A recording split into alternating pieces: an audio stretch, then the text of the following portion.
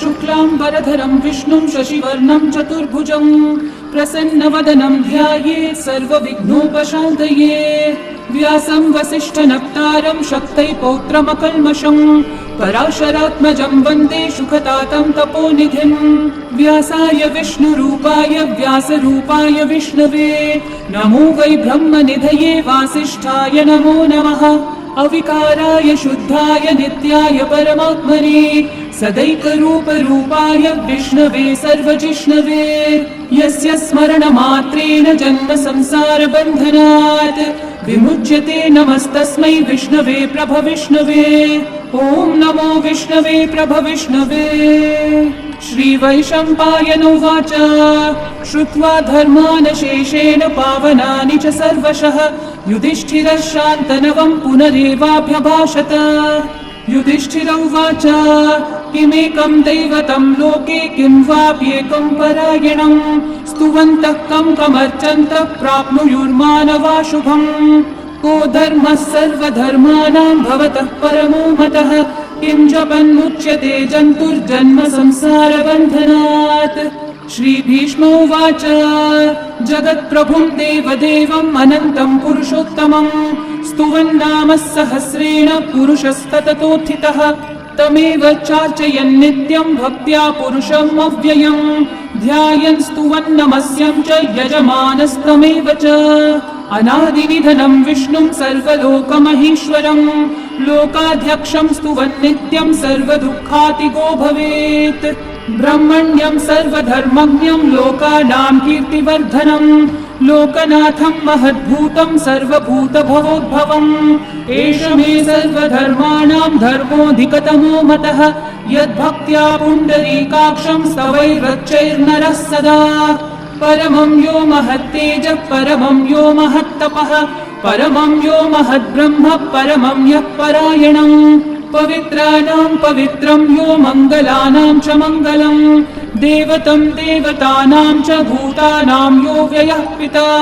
यतः सर्वाणि भूतानि भवन्त्यादियुगागमे यस्मिंश्च प्रलयं यान्ति पुनरेव युगक्षये तस्य लोकप्रधानस्य जगन्नाथस्य भूपते विष्णोर्नाम सहस्रं मे शृणु पापभयापहम्। यानि नामानि गौणानि विख्यातानि महात्मनः ऋषिभिः परिगीतानि तानि वक्ष्यामि भूतये। ऋषिर्नाम्नां सहस्रस्य वेदव्यासो महामुनिः छन्दोऽनुष्ठुप् तथा देवो भगवान् देवकीसुतः अमृतांशोद्भवो बीजं शक्तिर्देवकी नन्दनः त्रिसामाहृदयं तस्य शान्त्यर्थे विनियुज्यते।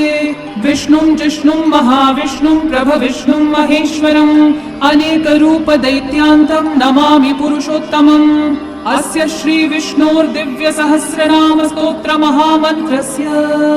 श्रीवेदव्यासो भगवान् ऋषिः अनुष्ठुप् छन्दः श्रीमहाविष्णु परमात्मा श्रीमन्नारायणो देवता अमृतांशोद्भवो भानुरिति बीजम् देवकी नन्दनः सृष्टेति शक्तिः उद्भवः क्षोभणो देव इति परमो मन्त्रः शङ्ख बृन्नन्दकी चक्रीति कीलकम् शार्ङ्गधन्वा गदाधर इति अस्त्रम् रथाङ्गपाणिरक्षोभ्य इति नेत्रम् त्रिसामा सामगः सामेति कवचम् आनन्दं परब्रह्मेति योनिः ऋतुः सुदर्शनः काल इति दिग्बन्धः श्रीविश्वरूप इति ध्यानम् श्रीमहाविष्णुः प्रीत्यर्थे सहस्रनाम जपे विनियोगः। ध्यान क्षीरोधन्वत्प्रदेशे शुचिमणिविलसत्सैकते मौक्तिकानां माला क्लुप्तासनस्थस्फटिकमणिनिभैर्मौक्तिकैर्मण्डिताङ्गः शुभ्रैरभ्रैरतभ्रैरुपरि विरचितैर्मुक्तपीयूषवर्षैः आनन्दीनः पुनीयादरिनलिनगदा शङ्खपाणिर्मुकुन्दः भुक्पादौ यस्य नाभिर्वियदसुरनिलश्चन्द्रसूर्यौ च नेत्रे कर्णावाशः शिरोद्योर्मुखमपि दहनो यस्य वास्तेयमब्धिः अन्तस्थं यस्य विश्वं सुरनरखगो भोगि गन्धर्वदैत्यैः चित्रं रम्यते तं त्रिभुवन विपुषं विष्णुनीशं नमामि। ॐ नमो भगवते वासुदेवाय। शान्ताकारं भुजगशयनं पद्मनाभं सुरेशं विश्वाधारं गगनसदृशं मेघवर्णं शुभाङ्गं लक्ष्मीकान्तं कमलनयनं योगिहृद्ध्यानगम्यं वन्दे विष्णुं भवभयहरं सर्वलोकैकनाथं मेघश्यामं पीतकौशेयवासं श्रीवत्साङ्कं कौस्तुभोद्भासिताङ्गं पुण्योपेतं पुण्डरीकायताक्षं विष्णुं वन्दे सर्वलोकैकनाथं नमः समस्तभूतानामादिभूताय भूभृते अनेकरूपरूपाय विष्णवे प्रभविष्णवे सशङ्खचक्रं सकिरीटकुण्डलं सपीतवस्त्रं सरसीरुहेक्षणं सहारवक्षस्थलशोभिकौस्तुभं नमामि विष्णुं शिरसा चतुर्भुजं छायायां पारिजातस्य हेमसिंहासनोपरि आसीनमम्बुदश्याममायताक्षम् अलङ्कृतं चन्द्राननं चतुर्बाहुं श्रीवत्साङ्कितवक्षसं रुक्मिणी सत्यभामाभ्यां सहितं कृष्णमाश्रये। विश्वं विष्णुर्वषट्कारो भूतभव्यभवत्प्रभुः भूतकृद्भूतभृद्भावो भूतात्मा भूतभावनः भूतात्मा परमात्मा च मुक्तानां परमा गतिः अव्ययः पुरुषः साक्षी क्षेत्रज्ञोऽक्षर एव च योगो योगविदां नेता प्रधानः पुरुषेश्वरः नारसिंहः वपुः श्रीमान् केशवः पुरुषोत्तमः सर्वः सर्वः शिवस्थानोर्भूतादिर्निधिरव्ययः सम्भवो भावनो भर्ता प्रभवः प्रभुरीश्वरः स्वयंभू शम्भुरादित्यः पुष्कराक्षो महास्वनः अनादिनिधनो धाता विधाता धातुरुत्तमः अप्रमेयो ऋषिकेशः पद्मनाभोऽमरः प्रभुः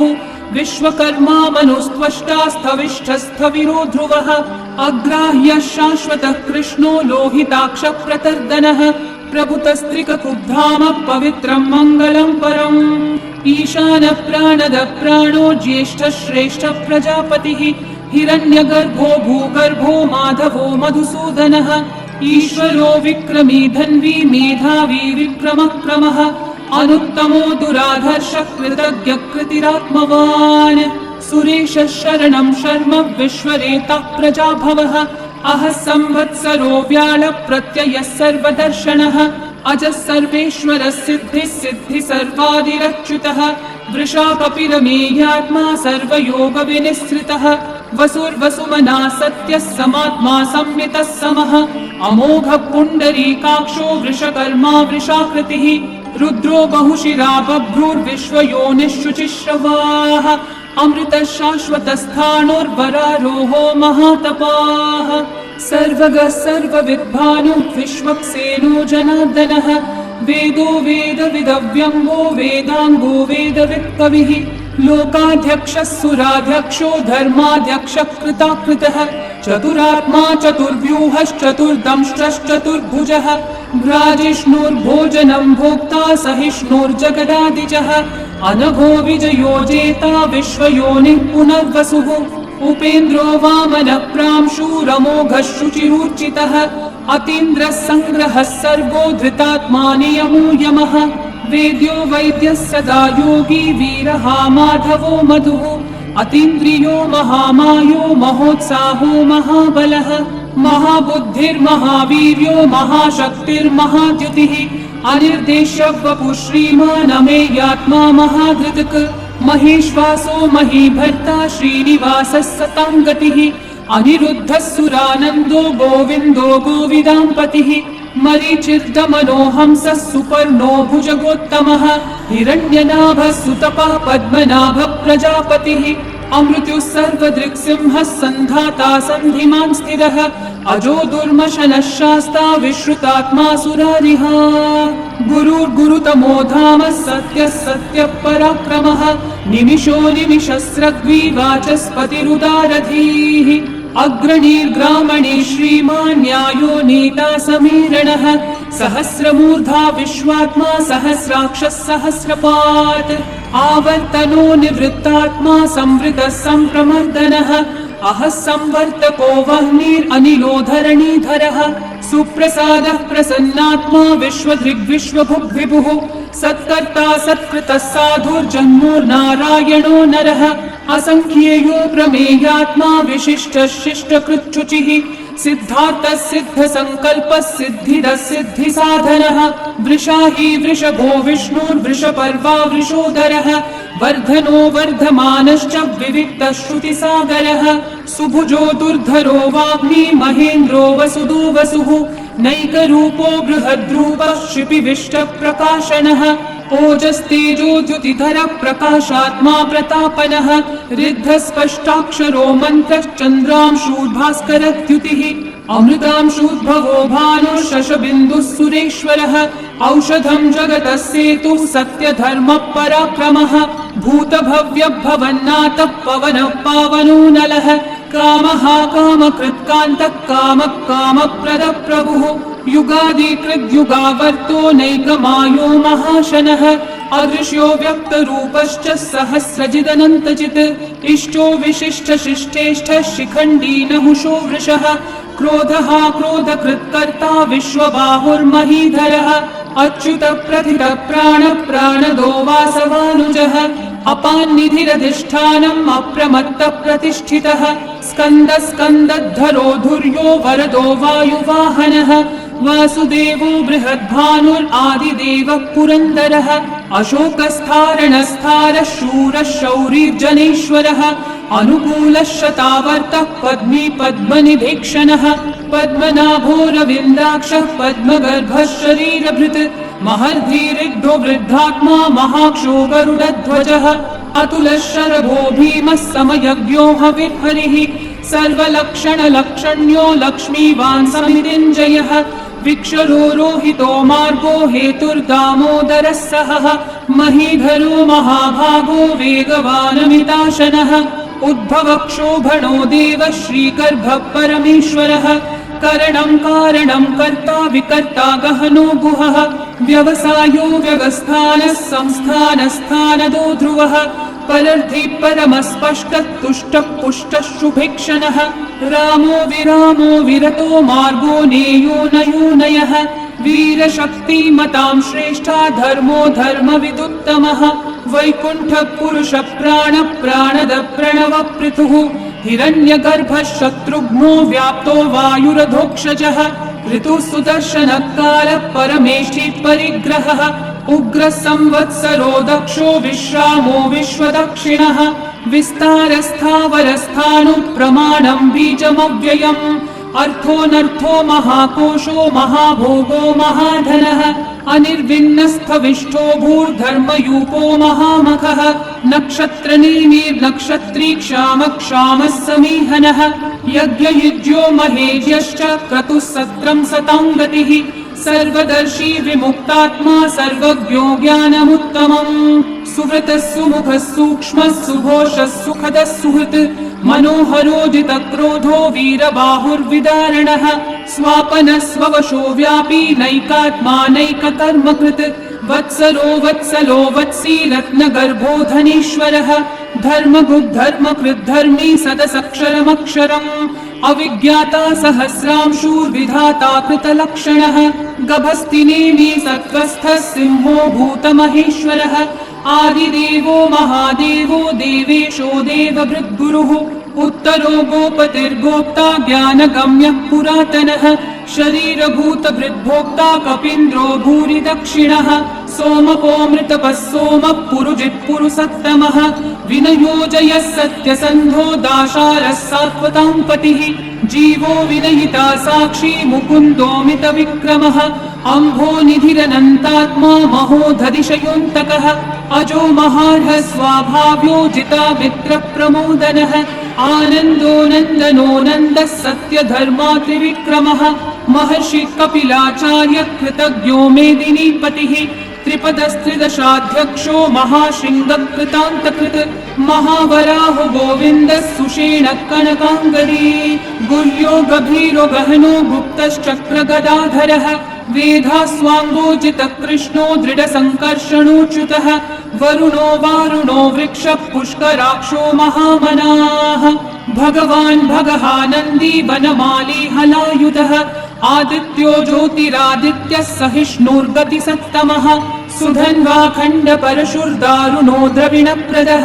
दिवस्पृक् सर्वदृग्व्यासो वाचस्पतिरयो निजः त्रिसामासामगः सामन्निर्वाणं भेषजं सन्न्यासकृच्छमः शान्तो निष्ठा शान्तिपरायणम्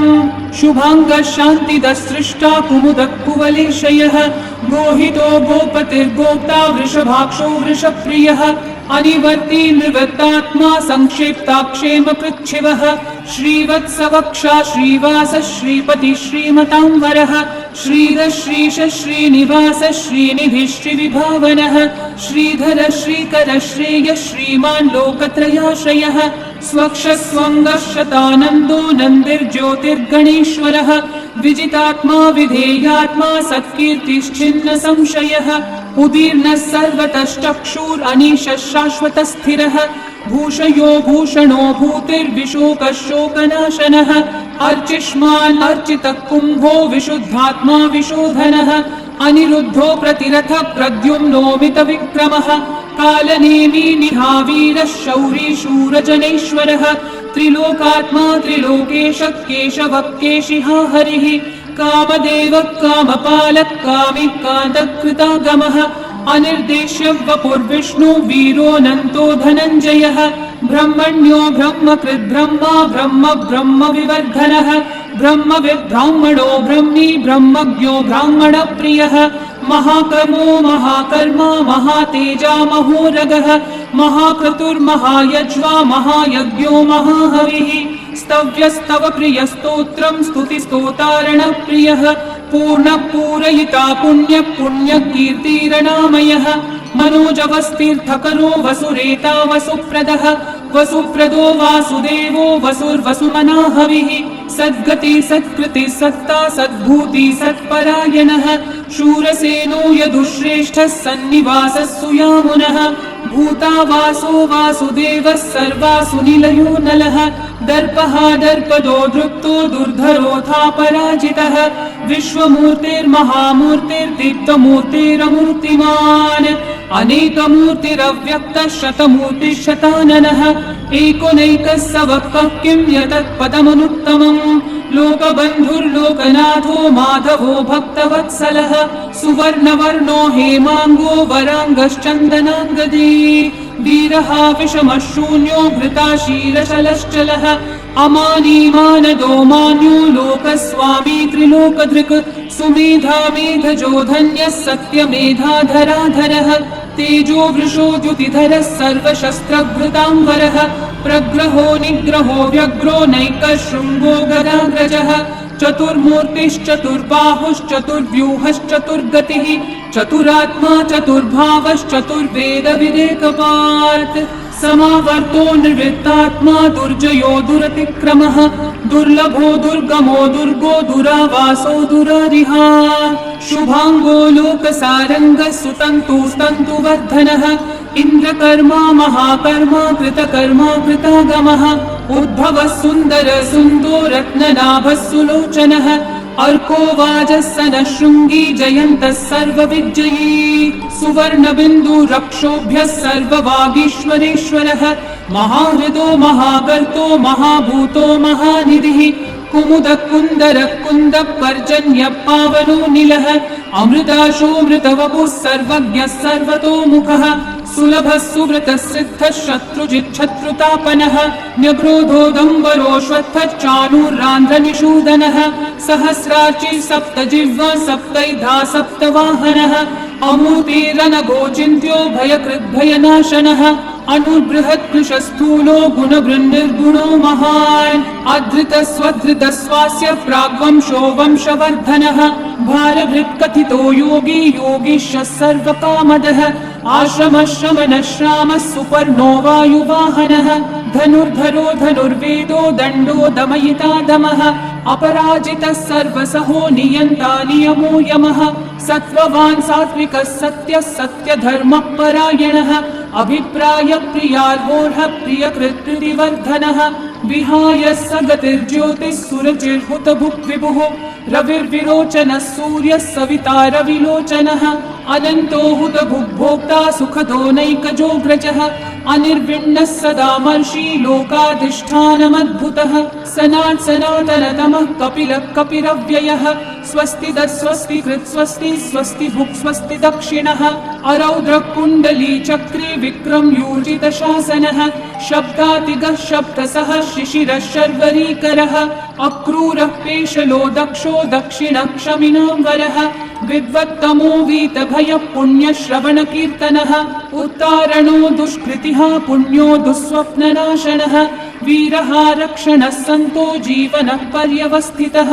अनन्तरूपोऽनन्तश्रीर्जितमन्युर्भयापहः चतुर्रश्रो गभीरात्मा विदिशो व्यादिशो दिशः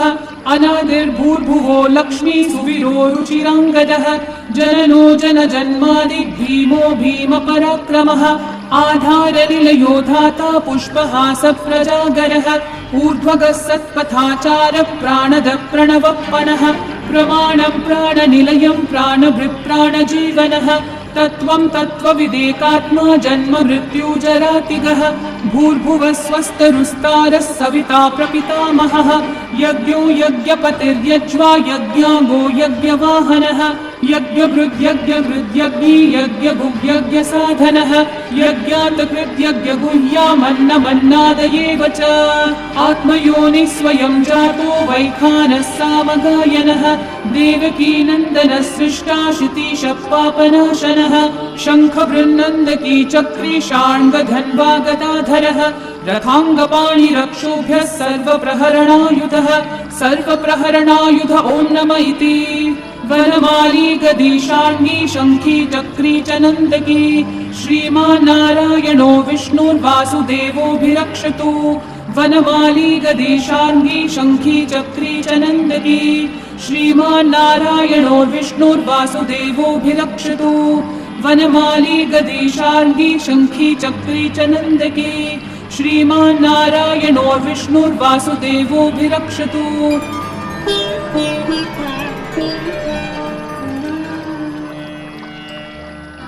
इतीदं कीर्तनीयस्य केशवस्य महात्मनः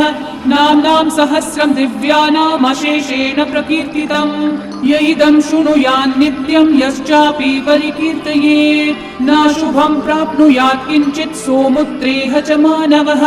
वेदान्तगो ब्राह्मणः स्यात् क्षत्रियो विजयी भवेत् वैश्यो धनसमृद्धः स्यात् शूद्रः सुखमवाप्नुयात् धर्मार्थी प्राप्नुयात् धर्मम् अर्थार्थी चार्थमाप्नुयात् कामानवाप्नुयात् कामी प्रजार्थी चाप्नुयात् प्रजाम् भक्तिमान् यः सदोत्थाय शुचिस्तद्गतमानसः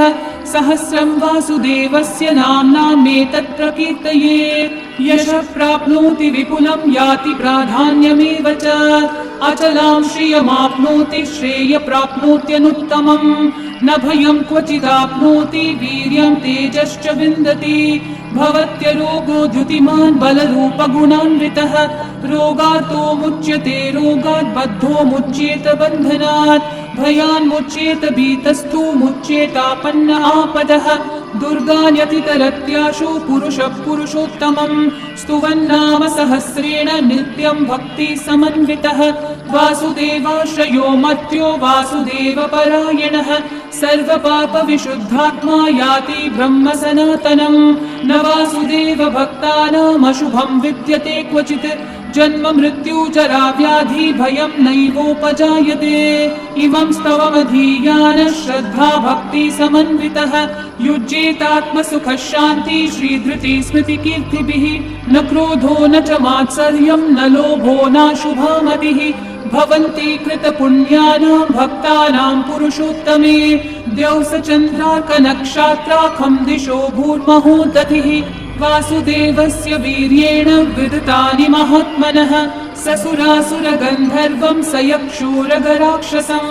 जगद्वशे वर्ततेदं कृष्णस्य सचराचरम् इन्द्रियाणि मनोबुद्धिः सत्त्वं तेजो बलं द्युतिः वासुदेवात्मकन्याहुः क्षेत्रं क्षेत्रज्ञ एव च सर्वागमानामाचार प्रथमं परिकल्पते आचार प्रभवो धर्मो धर्मस्य प्रभुरच्युतः ऋषयः पितरो देवा महाभूतानि धातवः जङ्गमाजङ्गमं चेदं जगन्नारायणोद्भवम् योगो ज्ञानं तथा साङ्ख्यं विद्या शिल्पादिकर्म च वेदाः शास्त्राणि विज्ञानम् एतत् सर्वं जनार्दनात् एको विष्णुर्महद्भूतं पृथक् भूतान्यनेकशः त्रीन् लोकान् व्याप्य भूतात्मा भुङ्क्ते विश्वभुगव्ययः इमं स्तवं भगवतो विष्णोर्व्यासेन कीर्तितम् पठ्येद्य इच्छेत् पुरुषः श्रेयः प्राप्तुं सुखानि च विश्वेश्वरमजं देवं जगतः प्रभुमव्ययम् भजन्ति ये पुष्कराक्षं न ते यान्ति पराभवम् न ते यान्ति पराभवम् ॐ नमः इति अर्जुनोवाच पद्मपत्रविशालाक्ष पद्मनाभः सुरोत्तमा भक्तानामनुरक्तानां त्राता भव जनार्दन श्रीभगवानुवाच यो मां नाम सहस्रेण स्तोतुमिच्छति पाण्डव सोऽहमेकेन श्लोकेन स्तुतयेव न संशयः स्तुतयेव न संशय ॐ नमः इति व्यास उवाच वासनाद्वासुदेवस्य वासितं भुवनत्रयम् सर्वभूतनिवासोऽसि वासुदेव नमोऽस्तु ते श्रीवासुदेव नमोऽस्तु च ॐ नमः इति पार्वत्युवाच केनोपायेन लघुना विष्णोर्नाम सहस्रकम् पठ्यते पण्डितैर्नित्यं श्रोतुमिच्छाम्यहं प्रभो ईश्वरोवाच श्रीराम राम रामेति रमे रामे मनोरमे सहस्रनाम तत्तुल्यं राम नाम वरानने श्रीराम राम रामेति रमे रामे मनोरमे सहस्रनाम तत्तुल्यं राम नाम वरानने श्रीराम राम रामेति रमे रामे मनोरमे सहस्रनाम तत्तुल्यं राम नाम वरानने श्रीराम नाम वरानन ॐ नमः इति ब्रह्मोवाच नमोऽस्त्वनन्ताय सहस्रमूर्तये सहस्रपादाक्षि शिरोरुबाहवे सहस्रनाम्ने पुरुषाय शाश्वते सहस्रकोटियुगधारिणे नमः सहस्रकोटियुगधारिण ॐ नमः इति सञ्जय उवाच यत्र योगेश्वरः कृष्णो यत्र पार्थो धनुर्धरः तत्र श्रीर्विजयो भूतिर्ध्रुवा नीतिर्मतिर्मम श्रीभगवानुवाच अनन्याश्चिन्तयन्तो मा ये जनाः पर्युपासते तेषां नित्याभियुक्तानां योगक्षेमं वहाम्यहम् परित्राणाय साधूनां विनाशाय च दुष्कृतां धर्म संस्थापनार्थाय संभवामि युगे युगे आर्ता शिथिलाश्च भीता घोरेषु च व्याधिषु वर्तमानाः संकीर्त्य नारायण शब्दमात्रं विमुक्तदुःखा सुखिनो भवन्तु कायेन वाचा मनसेन्द्रियैर्वा बुद्ध्यात्मना वा प्रकृते स्वभावात् करोमि यद्यत् सकलं परस्मै नारायणायेति समर्पयामि। श्रीविष्णु सहस्रनाम स्तोत्रं सम्पूर्णम्।